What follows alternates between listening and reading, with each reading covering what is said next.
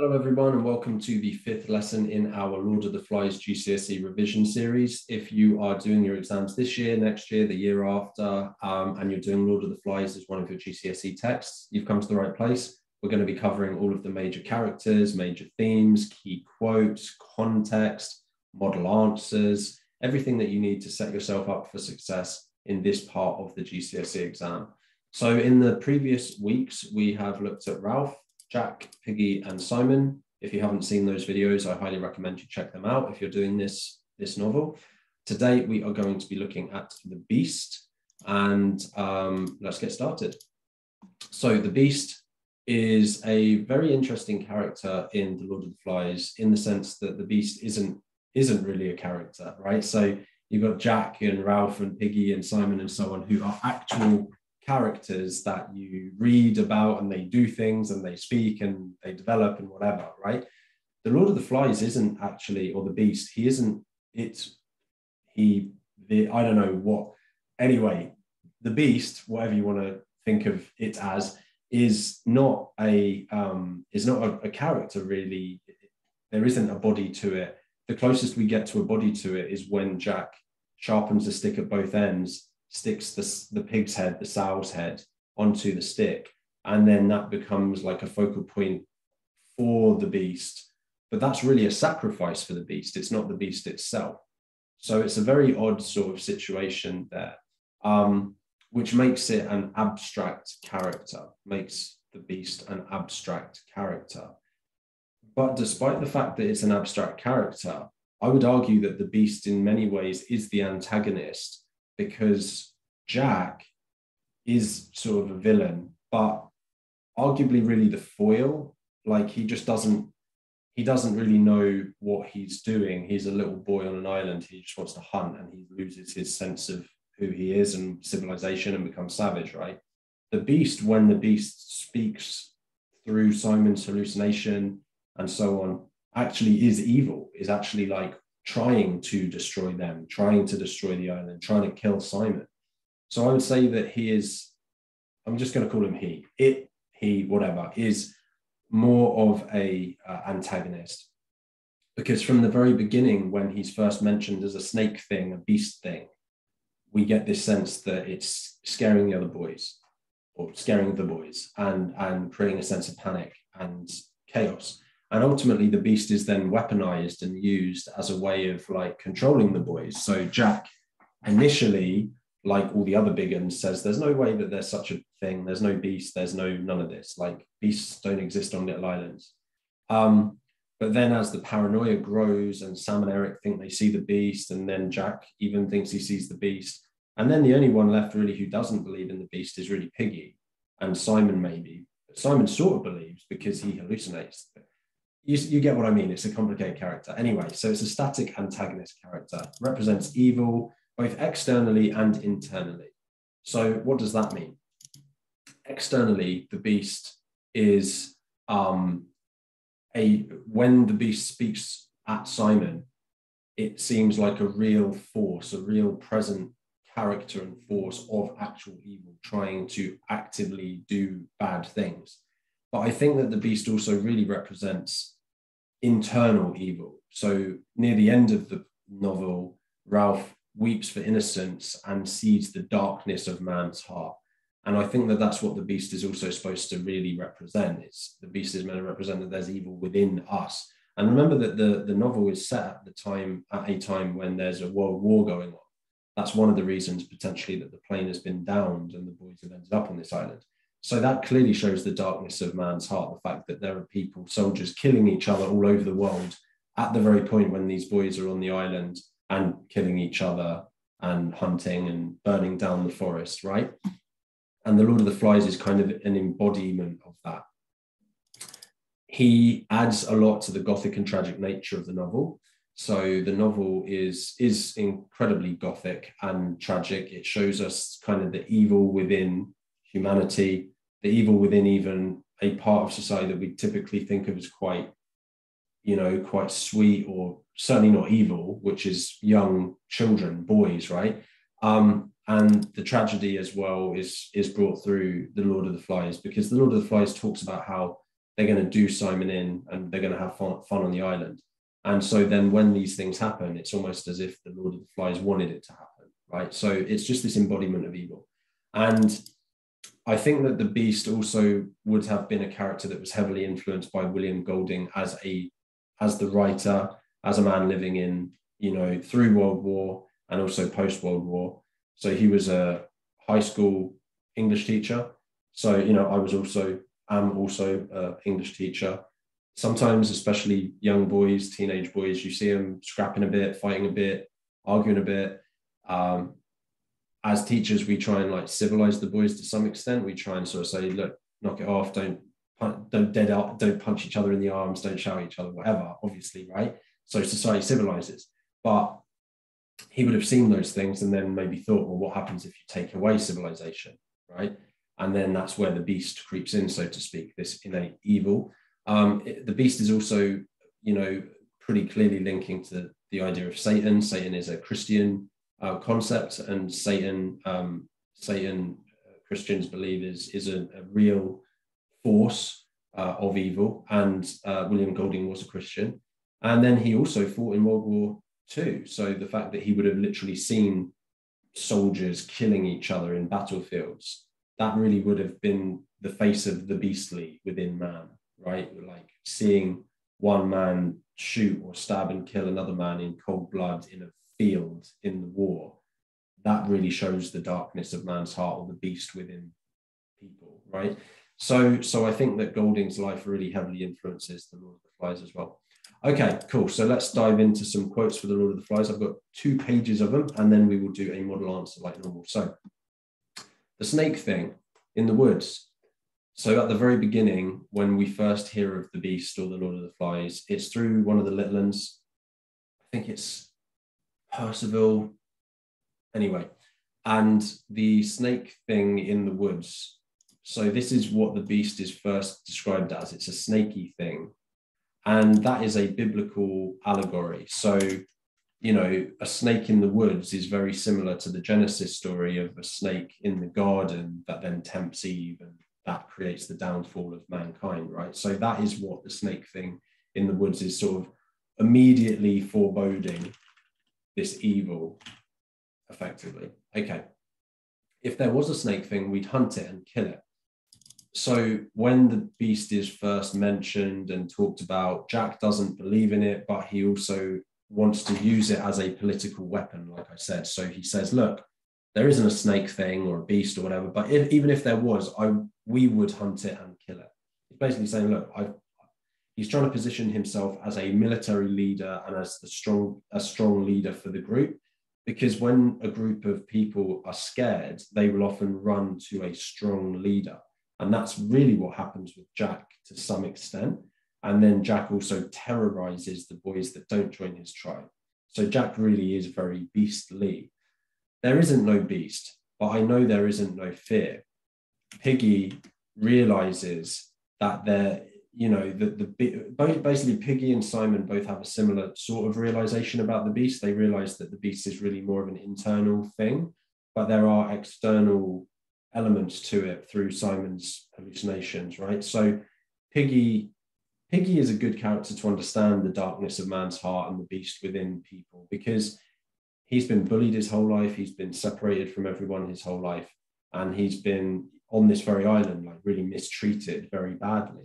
So he understands that there is a beast or a darkness within these boys, and it's within him too, obviously, because then he goes on and stabs Simon to death with the other boys on the beach. So there's the darkness in him too. And again, that's contextually sort of linking probably to Golding's Christian faith, because Christians believe there's a darkness in all of us, that we're fallen people and so on. So that's what's being shown here. There's nothing in it. So while Jack says, look, we'll hunt and kill it if it's real, Ralph eases the worries of the boys by saying, look, there's nothing in it.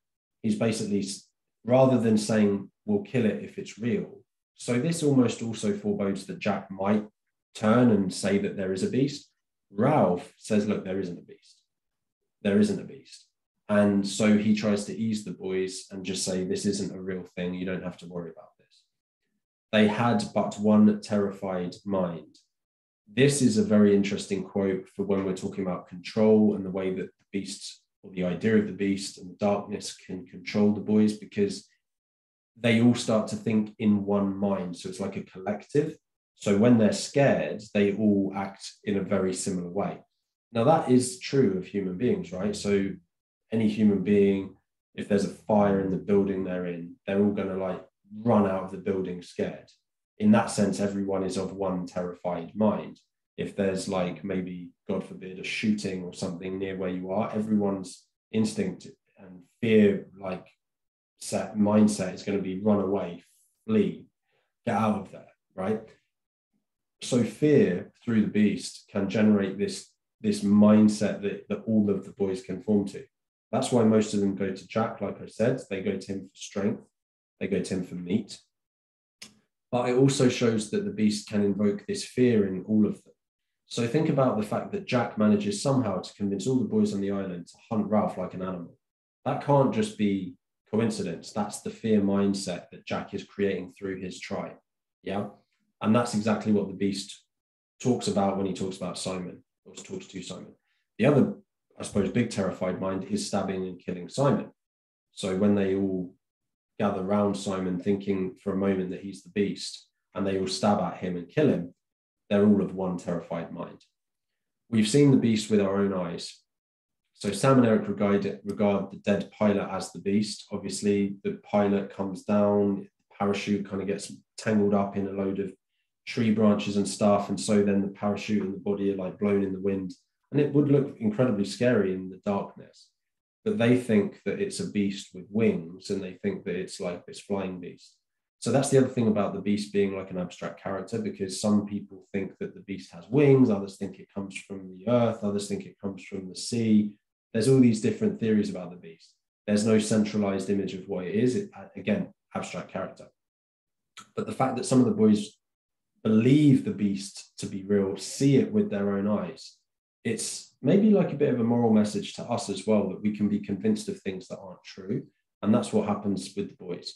Remember that the boys on the island is meant to be a microcosm of the world. It's meant to be sort of showing what happens in the world when civilization goes away, or when we, forget ourselves. This head is for the beast. It's a gift. So this is incredibly gothic and scary when Jack sacrifices the sow's head. Obviously, that's what the picture is, to the beast. And that then becomes, as I say, the focal point of the beast. But Jack sacrificing the head is similar to Sam and Eric saying that they saw the beast. It's this certainty that it's real, even though obviously it's not. But they can't quite understand this because they're teenagers, or younger than teenagers even. The obscene thing grinned and dripped. So there's this disgusting imagery of the beast and the sacrifice for the beast. And I think that this is meant to, again, show just how gothic and dark and scary this island has become. It's gone from a place of, hope and sun and freedom to this place of fear and just death and destruction and chaos. His gaze was held by that ancient, inescapable recognition. So Simon recognizes, as he looks into the pig's head, this kind of idea that there is an evil present within the society. Simon believes that the beast is within us. This evil is within us. But looking at the beast is an embodiment or a symbol of that darkness of man's heart. And you knew, didn't you? I'm part of you. Close, close, close. So again, that's that bit where Simon is realizing that the beast is innate. It's part of the human experience. That links quite well to Jekyll and Hyde, if you happen to be studying that as your Victorian novel. So Jekyll and Hyde is all about the evil within us, right, as well. So if you happen to be doing that, I've got videos on that, feel free to check them out. But there's this idea that the beast is part of Simon, it's part of the other boys. And as the beast, or the pig's head, he hallucinates, thinks he's speaking to it, he starts to realize what he had already tried to say to the boys, which is that the beast and the evil is within them. A blackness that spread, so use of the words, the blackness that links to evil, darkness. So again, links to the Lord of the Flies. We shall do you. When the Lord of the Flies says that, I always think of like football hooligans or something like, going to do you in. But yeah, the beast is mimicking what the boys would say. So again, that points to the fact that Simon understands that the beast is really them, because the way that the beast speaks to him is the way that some of the boys speak, like Jack. Harmless and horrible, the alliteration of this just emphasizes the true qualities of the beast. The harmless is really interesting because obviously the beast is ultimately harmless. It's not a real character. It's not an actual beast that's going to jump out of the water and eat them or something. It's their own evil that is being talked about here. It seemed to hold his gaze masterfully. So Simon, we've talked in the video about Simon, which was last week's video, about how Simon sometimes seems to parallel Jesus or a prophet or something like that. And so we see the beast is trying to influence Simon, but he can't quite break Simon, which is why he just says, we're going to have to kill you instead. And then the source of power began to pulse in Roger's body. This is really interesting also because some of the boys, so the beast can't influence Simon, and then Simon obviously is killed, but it can seemingly influence Roger. And then obviously Roger is one of the worst characters. He seems to sort of torture or do bad things to Sam and Eric to get them to agree to stay in the tribe. He obviously is the one that rolls the boulder down, that smashes and kills Piggy. He ties up some of the other boys when Jack tells him to. He's the one that is sharpening the stick at both ends at the end of the novel, when Jack commands it. So he's throwing stones at the little ends early on as well. So this idea that the beast is able to influence people, particularly Roger, is very, very bad. Okay, so that's lots of quotes for the beast. As usual, these points here are the points that you might start to think about when you're writing paragraphs. I've realized I need to do a couple more. Influence the boys and parallel the boys.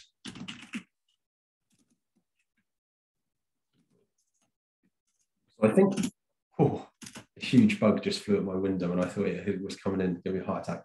I think that I'm going to talk about how the beast seems to have an influence on the boys in our model paragraph now to finish up the lesson. So one of the ways that the beast is presented is as a heavy influence on the boys and their ultimate downfall. We see this in the quote, in the progression of the beast's power. Firstly, the beast is simply called Snake Thing. And this vague language suggests that there is some mild threat, but it is not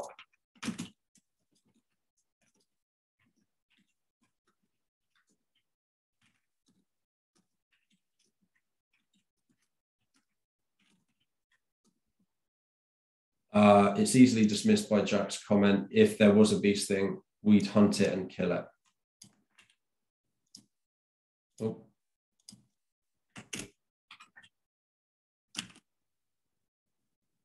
Later in the novel, though, the beast seems to create genuine terror in the boys.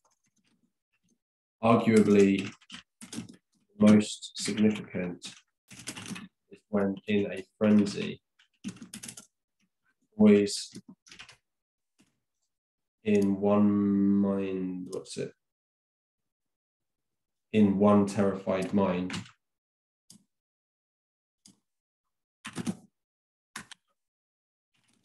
stab and kill Simon, thinking that he was the beast. This paranoia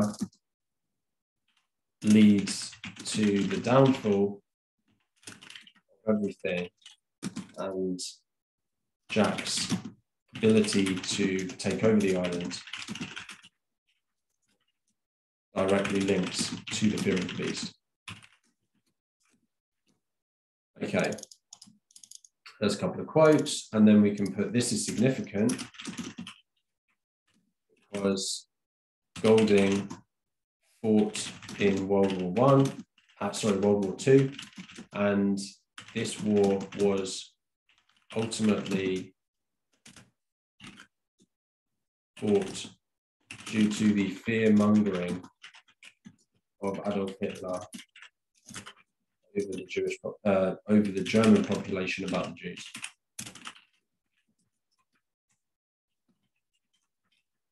This fear created a unified enemy, although not a real one, just like the beast. So we can link it to the way that World War II, part of it was paranoia, part of it was creating this fake beast. The way that Hitler spoke about the Jewish people, sadly, was as if they were a monster trying to destroy the nation and so on. And Jack utilizes that, and it's this influence that the beast ultimately has. So that's a pretty good paragraph to sort of link to the beast. I hope that was helpful. If you like the video, please give it a thumbs up. If you have any comments, please comment down below. Any questions, anything like that, I'd love to hear from you. Otherwise, I will catch up with you in the next one.